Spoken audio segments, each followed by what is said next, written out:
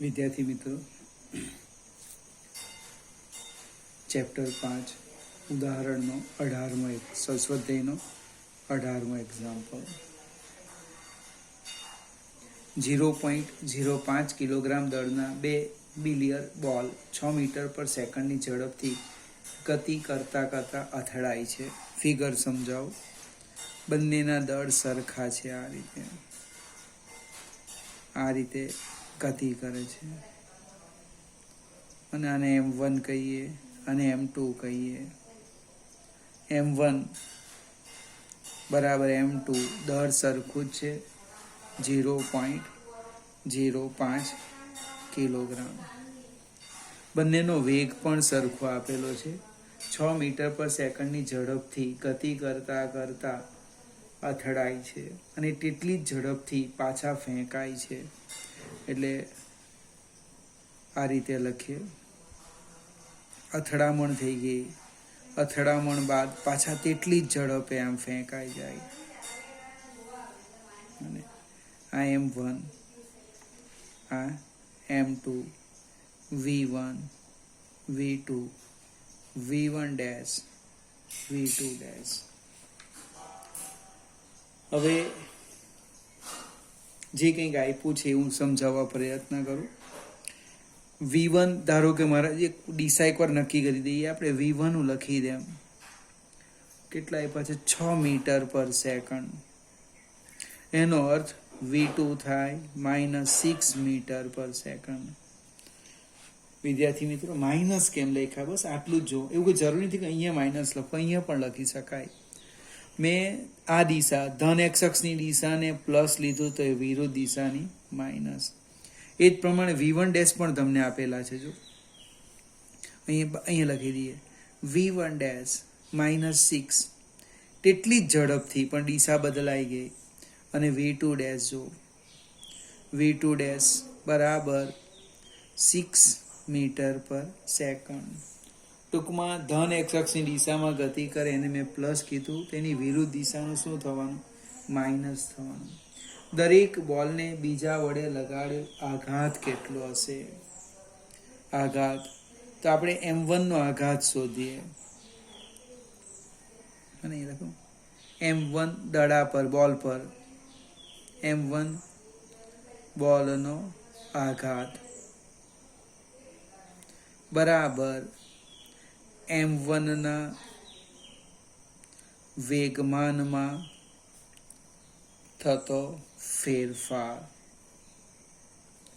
એટલે આઘાત આમ લખવાના, ડેલ્ટા P1. 1 એટલે M1 માં, ને 2 લખું તો 2, બંને સરખા જ આવશે, પ્લસ માઇનસનો તફાવત આવે. અંતિમ વેગમાન એટલે એને P1 ડેશ કે માઇનસ પ્રારંભિક વેગમાન P1. P1 dash M1 V1 dash minus M1 V1. M1 0.05 ગુણ્યા V1 ડેશ, V1 ડેશ છે -6 માઇનસ 0.05 ગુણ્યા 6. સાદું રૂપ આપો તમે, આ માઇનસ થવાના. મને 6 × 5 = 30 એટલે 0.3 માઇનસ 0.3. અને એટલે કેટલા થવાના? -0.6 ન્યૂટન ઇન્ટુ સેકન્ડ્સ. M2 નો લેવું તો એ પ્લસ આવશે. બને એટલે એક બોલ પર બીજા બોલ વડે લાગતા આઘાતનું મૂલ્ય કેટલું? 0.6 ન્યૂટન પર સેકન્ડ.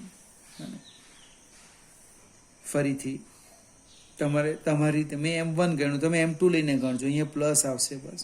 પણ મેઇન વસ્તુ શું છે? આ વેગની દિશા અગત્યની છે.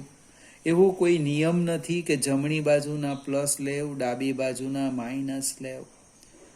ફરીથી સમજાવું, એવો કોઈ નિયમ નથી. તમે ટૂંકમાં આપણે એવું યાદ રાખીએ કે જમણી બાજુના પ્લસ, ડાબી બાજુના માઇનસ, ઉપરના પ્લસ, નીચેના માઇનસ, એક આપણે નક્કી રાખીએ નિર્દેશ ફ્રેમ. એટલે વારંવાર બદલાય નહીં. અને છતાં એ ફિક્સ નથી. તમે આને માઇનસ લેવ, પ્લસ લેવ, પ્લસ માઇનસ થઈ જાય. અહીંયા જવાબ શું આવતે? અહીંયા પ્લસ આવતે. ચલો આપણે આગળ જઈએ. 19મો દાખલો.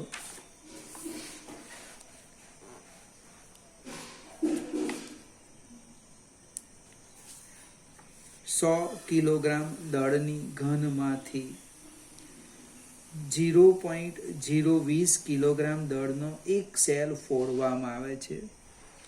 ઘનની નાળમાંથી બહાર આવતા સેલની ઝડપ 80 મીટર પર સેકન્ડ હોય તો ઘન કેટલી ઝડપથી પાછી ફેંકાશે? ફરીથી આ એક અગત્યનો છે, ગણતરીની દ્રષ્ટિ નથી, સમજવા માટે છે.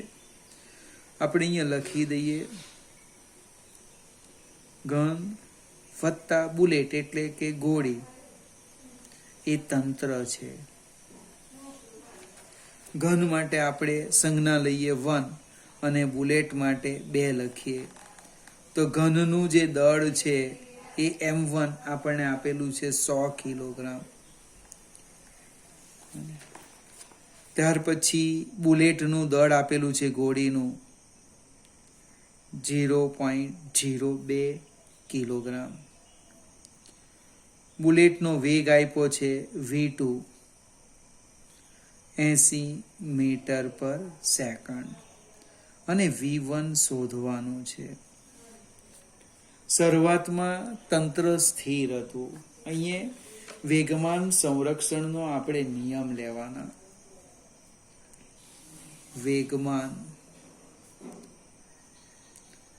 સંરક્ષણ નો નિયમ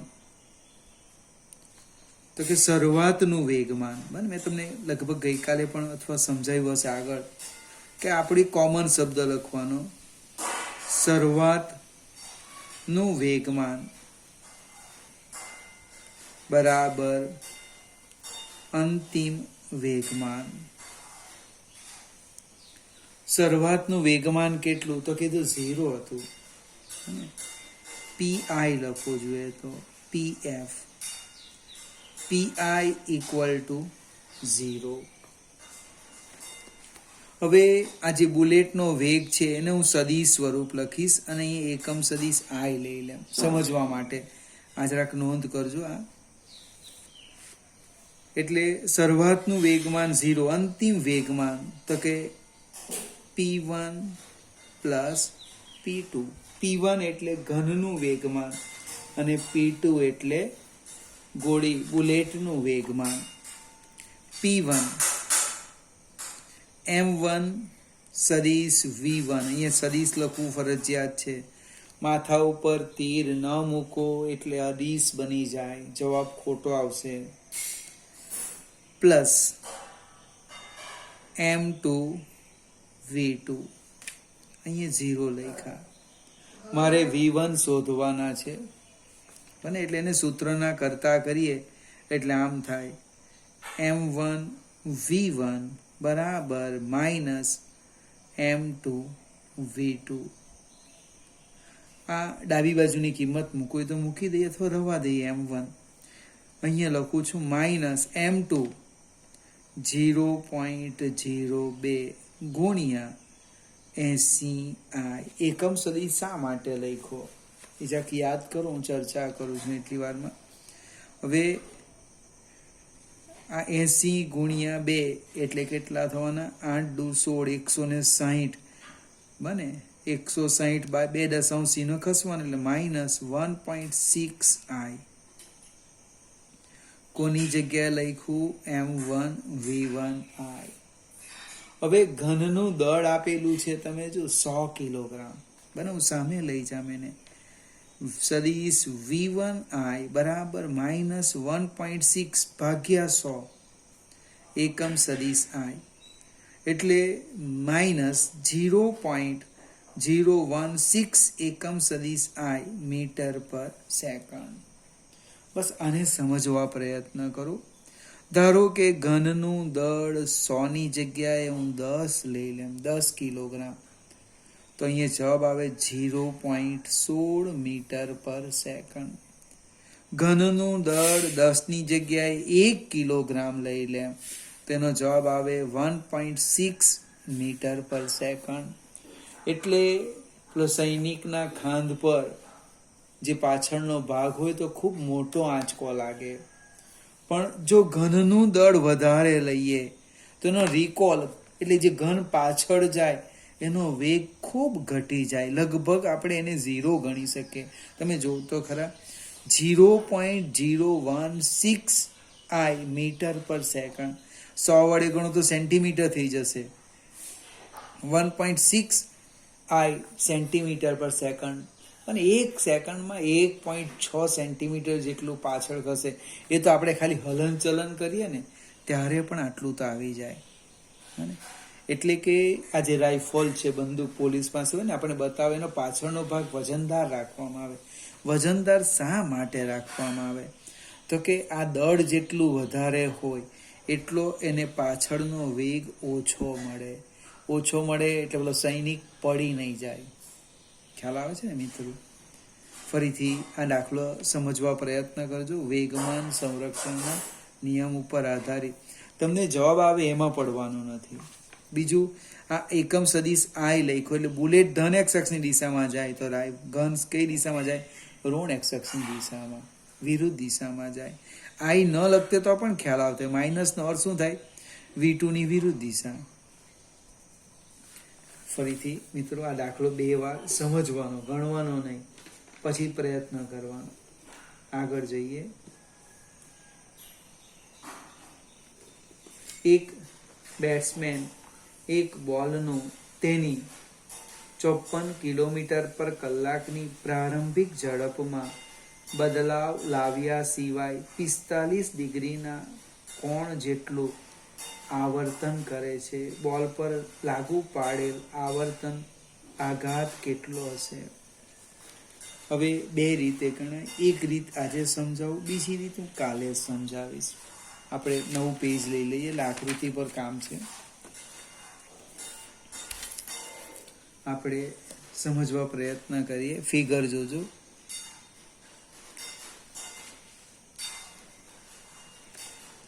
અને આપણે આ રીતના દોરી દઈએ. એક્સ અક્ષ લઈ લઈએ. સપોઝ પેલી દિવાલ કે બેટ્સમેનની બેટ એને હું આમ લઈ લઉં અને એક્સ કહી દઉં અને વાય કહી દઉં. હવે આકૃતિ દોરવી જરૂર નથી, આપણે આપણી રીતના પણ દોરી શકીએ. હવે જે દળો છે એ આ રીતે આવે છે. એની ઝડપ બદલ્યા સિવાય 45 ડિગ્રીના કોણે એનું આવર્તન કરાવી દેવામાં. આ જે આખો ખૂણો છે એ 45 ડિગ્રીનો છે. આપણે કહીએ ઘોડો બતાવી દઈએ, આમ જાય છે, આમ જાય છે. હવે આપણે બંનેના સરખા ભાગ કરીએ તો આ જે છે એ 22.5 ડિગ્રી લઈએ અને આ પણ થવાનું 22.5 ડિગ્રી. તમને જે કંઈક આપ્યું છે તે લખી દઈએ. પહેલાં તો એનું દળ આપેલું છે 0.15 કિલોગ્રામ. આમાં એમ જ આવશે, m બરાબર 0.15 કિલોગ્રામ. એનો વેગ છે, વેગ માટે આપણે એક કામ કરીએ, સંજ્ઞા લઈએ. v1 ને v2 પ્રારંભિક વેગ અને અંતિમ વેગ સરખો જ છે, 54 કિલોમીટર પર કલાક. 18 5 36 10 ને 54 15 મીટર પર સેકન્ડ. વેગમાનનું મૂલ્ય પણ સરખું આવવાનું. p1 બરાબર p2 બરાબર mv1 બરાબર mv2, એટલે કે 0.15 ગુણ્યા 15 એટલે 15 15 225 એટલે 2.25 કિલોગ્રામ ઇન્ટુ મીટર પર સેકન્ડ. એટલે આપણે એરો જે બતાવ્યો છે એ વેગમાન લઈ લઈએ. આ દિશાનું વેગમાન p1, આ દિશાનું વેગમાન p2. હવે ચરણ પર જઈએ. આ વેગમાન છે એના ઘટક પાડવાના. તો હું ઘટક પાડું છું. આ ખૂણો છે એટલે એની આ પાસેની બાજુ થવાની, બને પાસેની બાજુ જોજો. આ એની પાસેની બાજુ, એટલે અહીંયા હું લખી દેમ P1 cos થીટા. થીટા અહીંયા લખી દઈએ સાઈડ પર.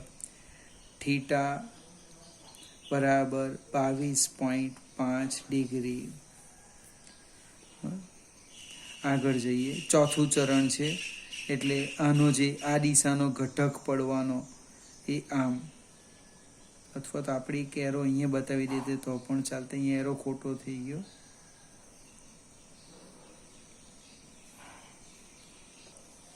આપણે આ એરો છે ને ખોટો છે. આપણે એક કામ કરીએ, અને કાઢી નાખીએ.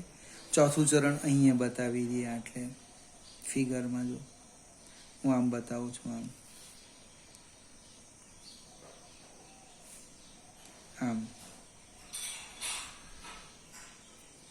એટલે આ 22.5, તો આ બી 22.5 થાય.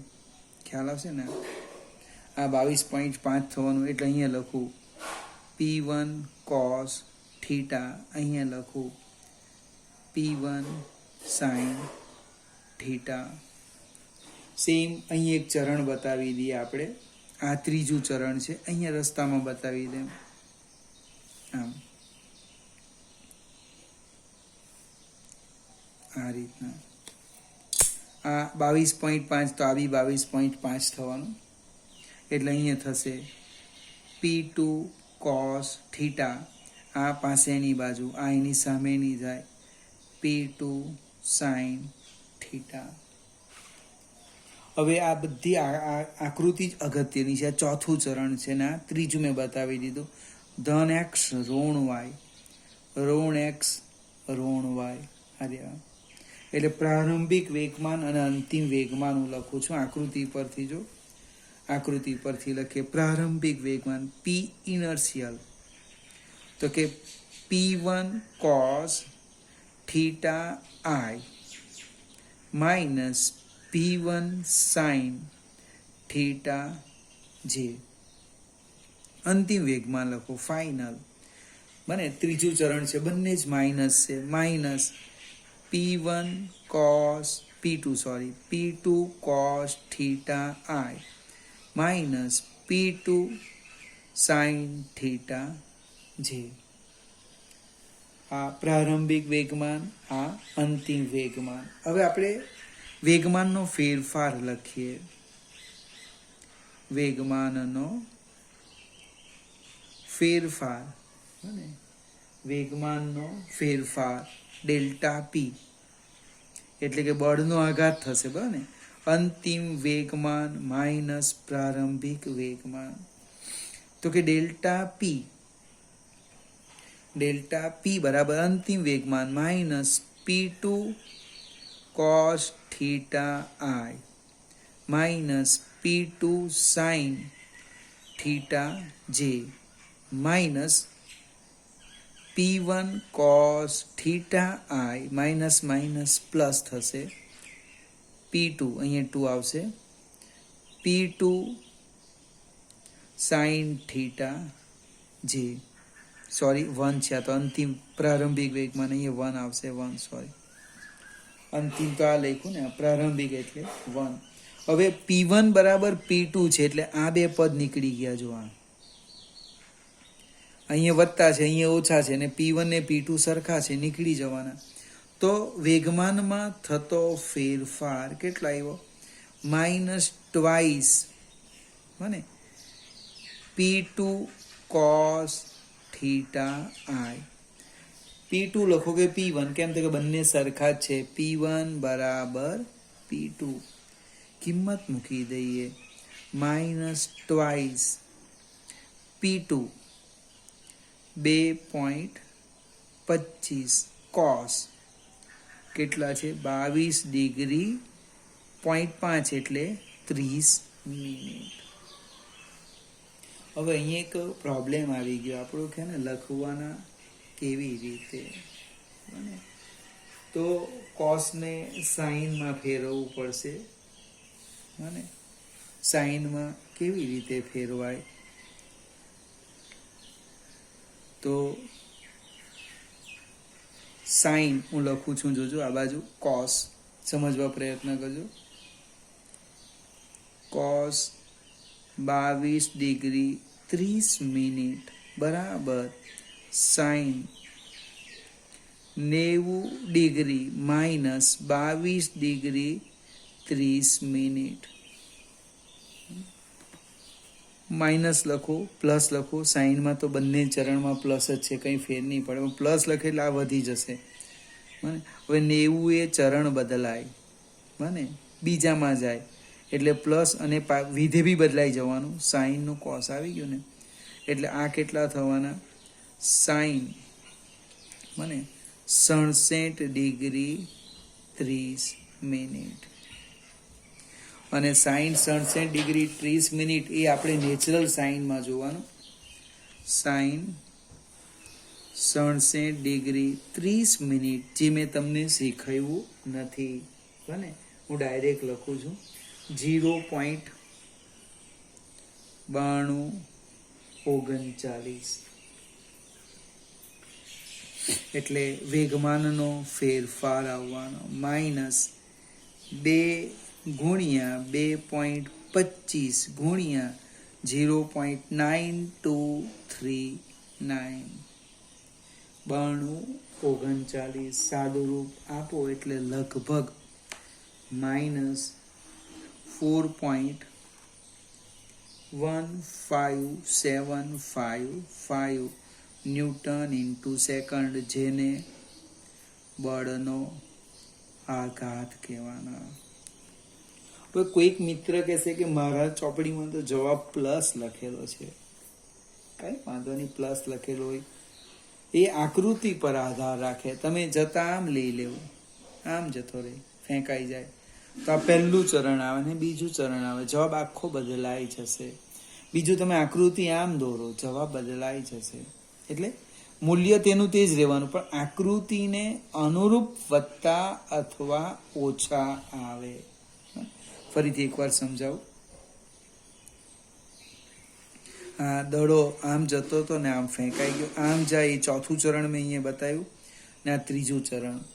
આ જીનલનો ઝેડ બને, ઝેડ 22.5 22.5, આ 22.5, આ પણ 22.5. થીટા કોમન મેં લખેલા છે. આ P1 પ્રારંભિક વેગમાન, એની પાસેની બાજુ P1 cos થીટા, આ સામેની sin થીટા. સેમ આના માટે લખ્યું. હવે દળ અને ઝડપ આપેલી છે, એના પરથી વેગમાન શોધી કાઢ્યું. બને પ્રારંભિક વેગમાન લખ્યું PI, અંતિમ વેગમાન લખ્યું PF. વેગમાનનો ફેરફાર લખ્યો.